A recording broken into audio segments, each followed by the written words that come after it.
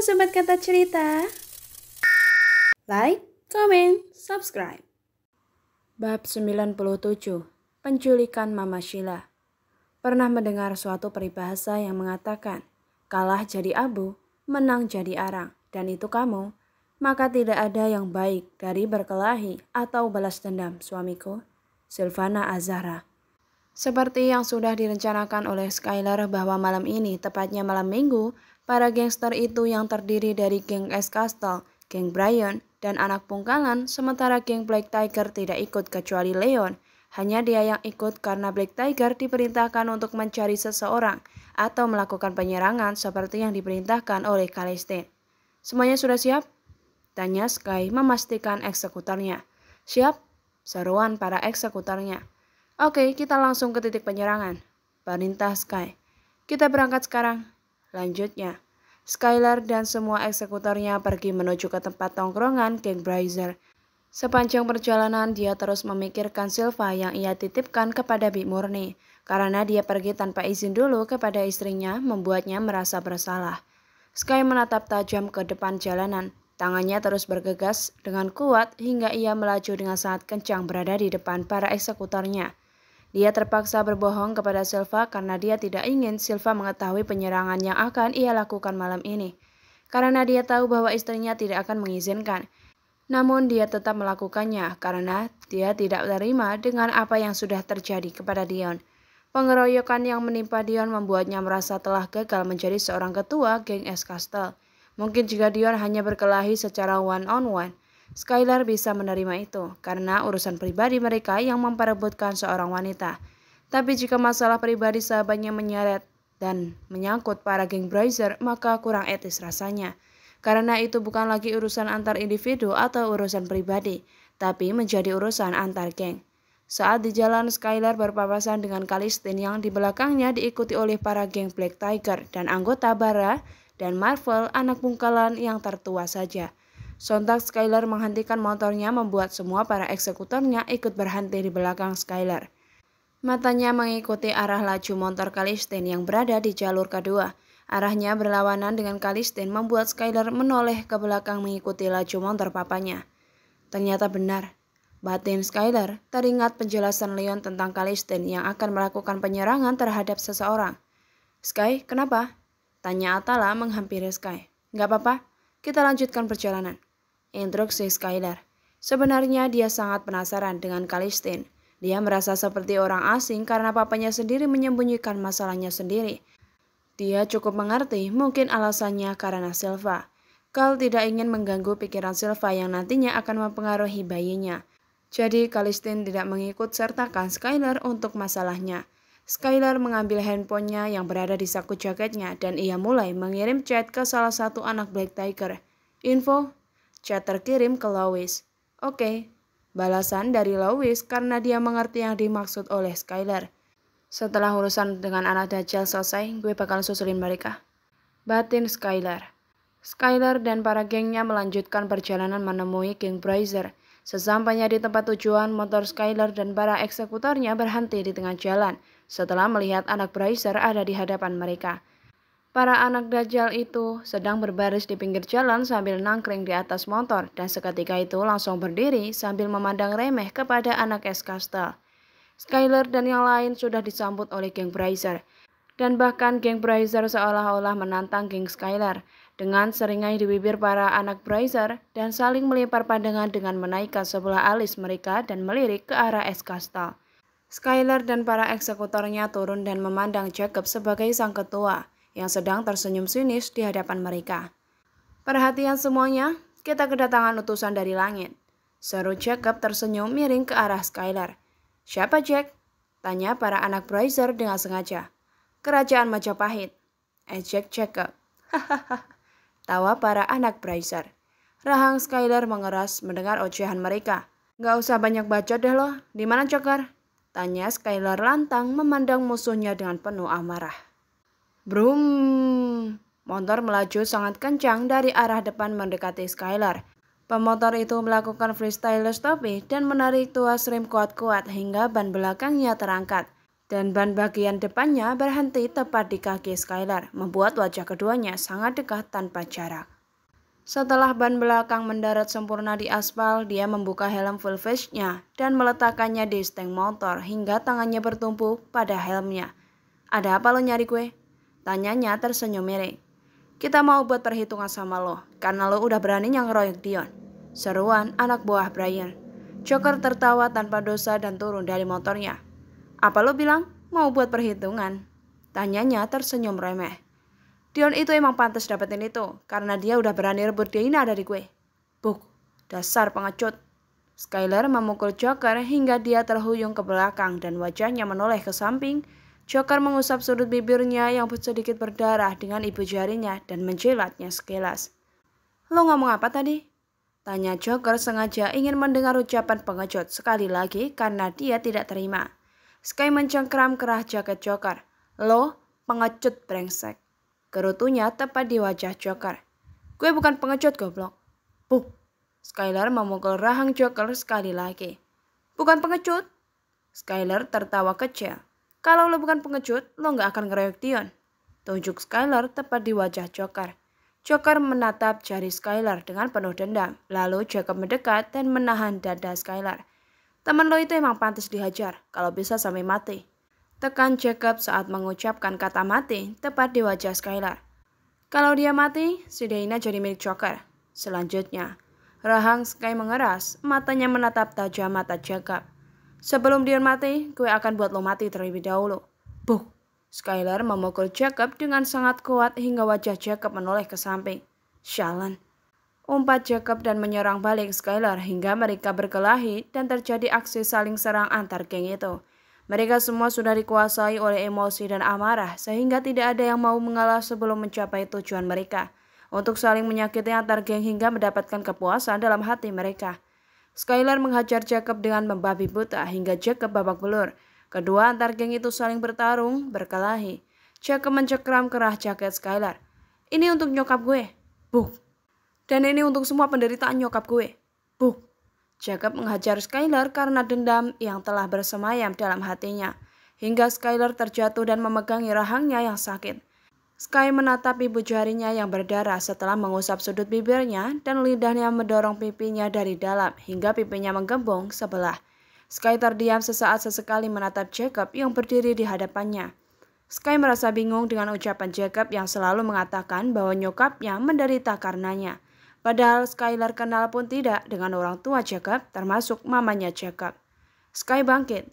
"Jaga mulut lo anjing." Umpat Skylar.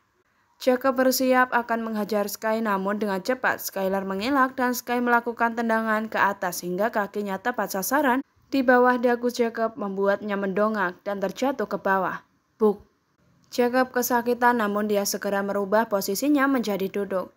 Lalu Jacob memandang jauh ke belakang Skylar dan ternyata di belakangnya ada Joker yang memegang pisau kecil di tangannya.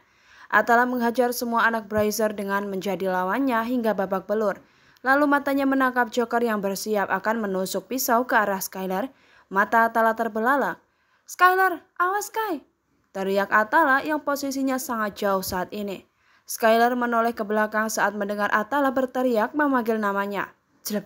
Ah!" teriak Sky kesakitan dan memegangi pundaknya yang berdarah. Joker menusuk bagian pundak Skylar hingga mengeluarkan darah. "Kakak!" teriak Silva terbangun karena dia mimpi buruk tentang suaminya. Wajahnya berkeringat dan nafasnya ngos-ngosan. "Alhamdulillah cuma mimpi. Aku pikir sungguhan." Lalu Silva menoleh ke samping. Kosong, tidak ada kehadiran Sky di sana. "Kak Sky kemana?" Silva mulai cemas karena dia tidak mendapati suaminya di sana. "Kak Sky?" panggilnya lagi. Namun tak ada sahutan membuatnya semakin cemas dan turun ke bawah untuk mencari keberadaan suaminya. "Sky!" teriak semua para eksekutornya saat melihat Skylar ditusuk oleh Joker.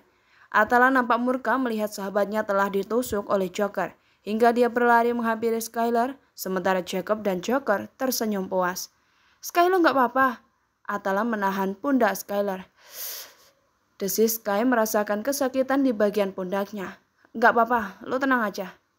Di saat dia kesakitan, dia tetap mengatakan tidak apa-apa.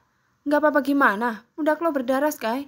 Atala marah karena bisa-bisanya Skylar bilang tidak apa-apa, padahal terlihat darah yang mengalir banyak di pundaknya. Rahang Atala mengeras. Brengsek anjing. Atala menarik kerah Joker dan menghajarnya habis-habisan. Bukan hanya Atala, tapi Raymond juga ikut memukulnya. Puk, puk, puk. Ini untuk Dion, kata Atala. Puk, puk, puk. Dan ini untuk Skylar. Puk, puk, puk. Ini untuk semua kejahatan lo pada anak S. Castle, kata Raymond. Puk, puk, puk. Bonus. Raymond tersenyum miring. Joker terkapar tidak berdaya dengan dipenuhi luka lebam di seluruh wajahnya. Dia dipukul habis-habisan oleh Atala dan Raymond. Lalu tidak lama kemudian terdengar bunyi sirene mobil polisi membuat semua para geng itu sangat panik. Woi, ada polisi! Peringat Leon. Polisi, polisi! Seruan mereka semua. Semuanya berhamburan bersiap untuk kabur, sedangkan Sky masih terdiam dengan memegangi pundaknya. Sky, kita ke rumah sakit sekarang, kata Atala. Gue gak apa-apa dah. Sky berjalan ke arah motornya karena sirine mobil polisi semakin dekat. Mereka semua tidak ada yang berani kabur karena melihat kondisi Skylar. Namun Skylar adalah lelaki yang kuat, dia tetap memaksakan untuk kabur dan melawan rasa sakitnya. Sky, mendingan lo sama gue, lo gak bisa nyetir dalam keadaan kayak gini, cegah Atala. Benar kata Atala, Sky. Mendingan lo bocek dia daripada lo kenapa-napa di jalan, sahut Raymond. Sky, mendingan kita ke rumah sakit aja, usul Brian. Enggak, gue mau pulang aja, tolak Sky. Mobil polisi sudah terlihat di mata para gangster itu, membuat semuanya semakin panik dan menaiki motor mereka dan bersiap kabur. Cabut, perintah Skylar. Atala menahan emosinya karena Sky tetap kekeh tidak ingin ikut dengannya, padahal Atala sangat mengkhawatirkannya. Sahabat lo tuh keras kepala, tekan Atala di hadapan Raymond. Cabut, Mon, imbuhnya dan segera melajukan motornya dengan ngebut hingga suara motor mereka meraung di jalanan. Sementara di sebuah mansion mewah di daerah Jakarta Barat, Kalistin dan para gengnya sedang melakukan penyerangan terhadap sosok yang selama ini sering menteror dan mengganggu hidup Kalistin. Para gangster itu sedang mengamati dari luar mansion dan mencari cara agar bisa masuk ke dalam mansion dengan sangat rapi. Sebelumnya, Kalistin mendapatkan sebuah pesan untuk menemui musuhnya dan menantang Kalistin untuk datang sendiri tanpa siapapun. Saya mau masuk ke dalam. Lole, amati dari sini, jaga jarak aman. Jika nanti ada hal buruk yang menimpa saya, kalian masuk, pesan Kalistin. Tapi mas, cegah Alexander yang mengkhawatirkan kakaknya. Semuanya akan baik-baik saja, percayalah. Kal menepuk bahu Ale agar dia tidak perlu khawatir. Kal, panggil Marvel. Ada apa? Hati-hati. Kal hanya mengangguk. Kalian standby di sini. Kal menaiki motor Harley Davidson dan melajukannya untuk masuk ke dalam mansion. Sesampainya di depan gerbang, dia memberikan konfirmasi kepada para bodyguard itu bahwa dia telah mempunyai janji untuk bertemu atasan mereka. Bodyguard itu nampak memberikan kode satu sama lain, dan setelah itu mempersilahkan Kalistin untuk masuk. Kal berjalan ke pintu mansion yang sudah ada bodyguard yang berjaga di sana. Di mana Jonathan? Tanya Kal serius. Tuan Freezy ada di ruangannya. Tanpa permisi lagi, Kal langsung nyelonong masuk dan mencari musuhnya yang sudah berabad-abad tidak bertemu. Kal membuka pintu ruangan dan masuk ke dalamnya. Pandangannya mengedar ke setiap sudut ruangan. Kosong, ruangan itu kosong. Selamat datang Kalistin. Namun ada suara yang menyita perhatian Kal. Bagaimana kabarmu? Lama tidak bertemu, aku selalu berharap jika kita bertemu nanti, aku benar-benar melihatmu dalam keadaan hancur. Hahaha. Jonathan tertawa puas. Kamu tahu hari ini adalah hari yang bersejarah. Bukan hanya bertemu denganmu, tapi dalam hitungan jam ke depan, kamu akan benar-benar merasakan kehancuran. Oh tidak. Mungkin kehancuranmu bisa dihitung dalam hitungan menit. Selamat menuju kehancuran, Kalistin. Kal terus mendengarkan ocehan Jonathan dan terus mengikuti arah suara, lalu matanya berfokus pada sebuah pintu. Selamat datang, Kalistin. Kal menghentikan langkahnya ketika mendengar ucapan itu terulang kembali. Lalu Kal menatap tajam ke arah pintu. Brak! Kal menendang pintu itu hingga terbuka sempurna dan menimbulkan suara yang sangat keras. Bagaimana kabarmu? Pertanyaan yang sama yang terus berulang. Kal berjalan mendekati sebuah meja dan ia mendapati sebuah voice recorder di atas meja itu. Voice recorder yang terus berbunyi suara Jonathan. Ternyata yang tadi berbicara itu bukan Jonathan, melainkan suara rekamannya di voice recorder. Carl mengambil voice recorder itu, lantas ia genggam kuat dengan rahang yang mengeras, menahan amarah dan emosinya. Prak, prak. Ia membanting voice recordernya dan menendang meja yang ada di depannya dengan sangat kuat hingga terbalik. Brengsek. Jonathan bilang Carl akan mengalami kehancuran. Apakah itu? Carl mengambil handphone di sakunya, lantas ia menghubungi Ale. Serang, perintah Carl. Perhatian semuanya, kita serang sekarang. Aba-aba dari Ale dan seketika itu para gangster melajukan motornya dan masuk ke halaman mansion. Mereka juga menendang gerbang mansion. Bukan hanya itu, mereka juga menabrak gerbang dengan motornya hingga gerbangnya terlepas dan jatuh. Brak!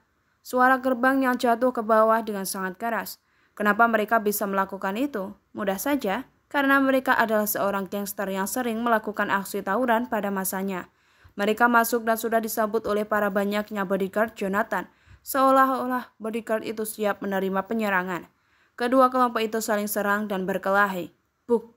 Carl melakukan tendangan ke atas hingga kakinya tepat mengenai rahang bodyguard itu membuatnya terjatuh ke bawah. Carl mencengkram jas bodyguard itu. Katakan, di mana Jonathan? Dia sudah pergi jauh. Jawaban bodyguard itu. Buk! Carl memukulnya dengan penuh amarah karena dia merasa dipermainkan. Di mana bos lo?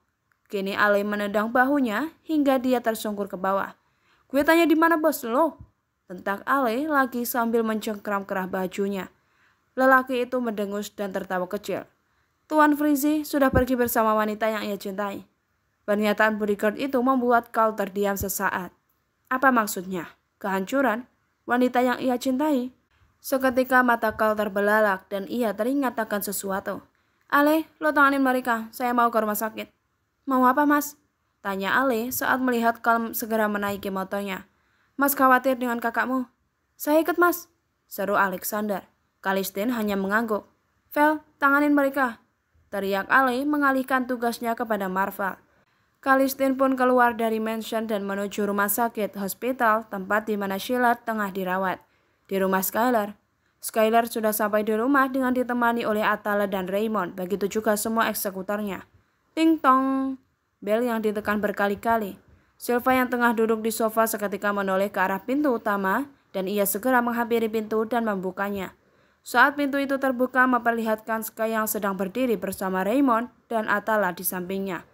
Silva langsung berhamburan memeluk suaminya dengan sangat erat hingga Sky mundur ke belakang. Sky terdiam, dia tahu pasti Silva khawatir. Kakak dari mana? Silva nyari kakak dari tadi. Nada suaranya sangat khawatir. Sky mendesis pelan saat pundaknya disentuh oleh Silva. Silva menatap jarinya yang berdarah. Dia tatap darah itu lekat-lekat, lalu dia mengusap pelan pundak Sky yang masih menggunakan jaket kulit berwarna hitamnya. Darah? Saat tangannya mengusap pundak suaminya, darah itu semakin banyak di tangannya. Tangan dan tubuh Silva bergetar. Ia menahan nafasnya sesaat setelah itu ia hembuskan kembali. Kak, liris Silva. Sky tetap terdiam, dia tahu bahwa Silva pasti sudah tahu tentang luka di pundaknya.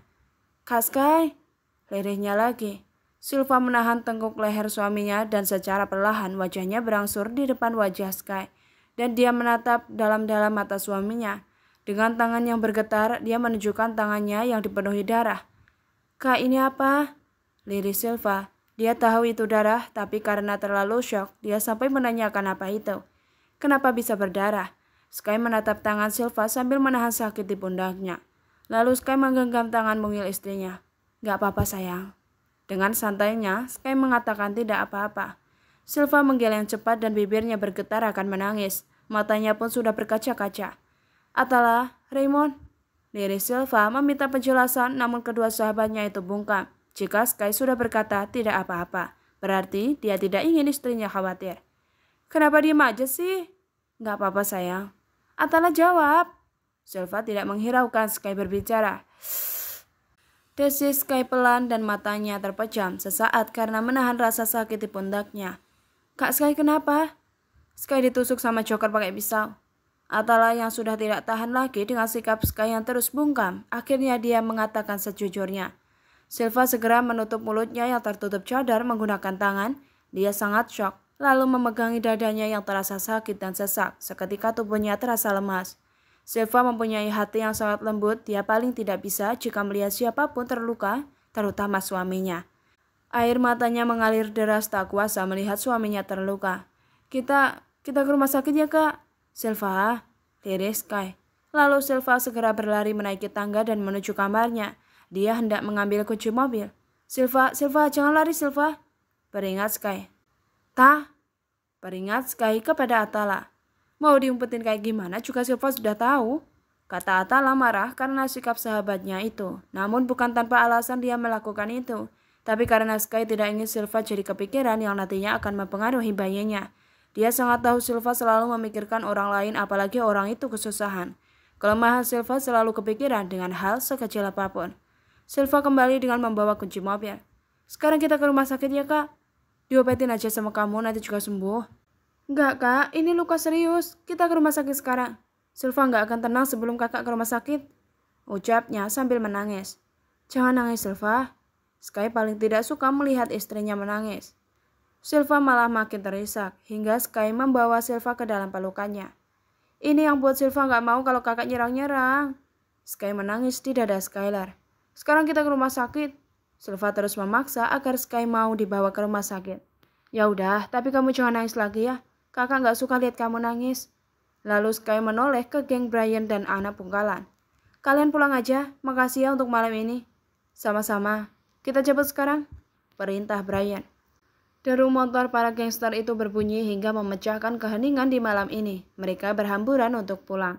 Sementara Skylar dan Silva pergi ke rumah sakit untuk mengobati luka tusukan kepada Skylar. Lo nggak bisa pulang tah, Mon. Kita ikut ke rumah sakit Sky, kata Raymond. Sky mengangguk. Ayo kak. Silva menjekal lengan Sky. Desis Sky kesakitan hingga meringis. Sky ya. Silva hati-hati menuntun Sky. Sky tersenyum damai.